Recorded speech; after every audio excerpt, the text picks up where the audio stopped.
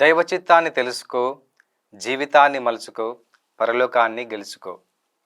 క్రీస్తు నాథునియందు ప్రియమైన సహోదరి సహోదరులారా, తల్లి శ్రీ సభ నేటి పరిశుద్ధ గ్రంథ పఠనాల ద్వారా మనందరినీ మన జీవితాలలో దైవ చిత్తాన్ని తెలుసుకొని దైవ చిత్తానికి ప్రాధాన్యతనిస్తూ దైవ చిత్తానికి అనుగుణంగా మన జీవితాల్ని మలుచుకోవాలని మనందరినీ ఆహ్వానిస్తుంది.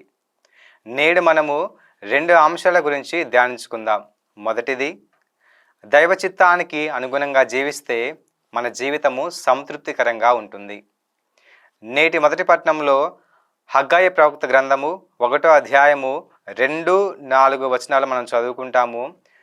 ప్రభువు ఇశ్రాయేలు ప్రజలతో ఇలా అంటున్నాడు: మీరు దేవాలయ నిర్మాణానికి ఇంకా సమయము ఆసన్నము కాలేదు అని తలంచుచున్నారు.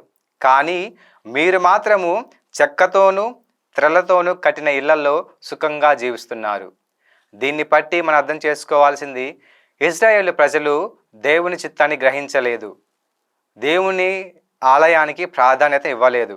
కాబట్టి వారు చేసిన ఈ పనికి ప్రతిఫలంగా దేవుడు వారిని ఇలా శిక్షిస్తున్నారు. మనము హగ్గయి 1:6 చదువుకుంటే, ఇశ్రాయేలు ప్రజలారా, మీరు గ్రహించటలేదా? మీరు విత్తనములను నాటుచున్నారు, కానీ అవి ఫలించట్లేదు. మీరు తింటున్నారు, కానీ మీ కడుపు నిండటలేదు. మీరు తాగుచున్నారు, కానీ మీ దాహము తీరటలేదు. కనుక ప్రియ స్నేహితులారా, మనం గ్రహించాల్సింది, దేవుని చిత్తాన్ని అనుసరించి దేవునికి ప్రాధాన్యతనిస్తూ జీవిస్తే మన జీవితము సంతృప్తికరంగా ఉంటుంది. ఇశ్రాయేలు ప్రజల వలె కాకుండా, ఏ విధంగా అయితే దేవాలయానికి ప్రాధాన్యత ఇవ్వకుండా వారి స్వగృహాలకు ప్రాధాన్యతనిచ్చారో, వారిలా కాకుండా మనము మన ఇళ్లకు కాకుండా దేవుని యొక్క ఆలయానికి ప్రాధాన్యతనిస్తూ జీవించాలి. ఇక రెండవదిగా, ఆవేశము అంతమును, అన్యాయము ఆందోళనను తెస్తాయి. నేటి సువార్త పట్టణంలో మనం చదువుకుంటాము, హెరోదు రాజు యేసు ప్రభు చేసే మహా గొప్ప క్రియలను చూసి బాప్తిస్మ యోహాను తిరిగి జన్మించాడు అని ఆందోళన చెందుతాడు. ప్రియ స్నేహితులారా, మనం ఎప్పుడైనా ఒక చిన్న తప్పు చేసినా, చిన్న అన్యాయం చేసినా కానీ మన హృదయాలలో ఆందోళన అనేది ఎప్పుడూ ఉంటుంది. కానీ ప్రభువు చాలా మంచివాడు. మనం తప్పు చేసినా కానీ దాన్ని సరిదిద్దుకునే అవకాశాన్ని ఇస్తాడు.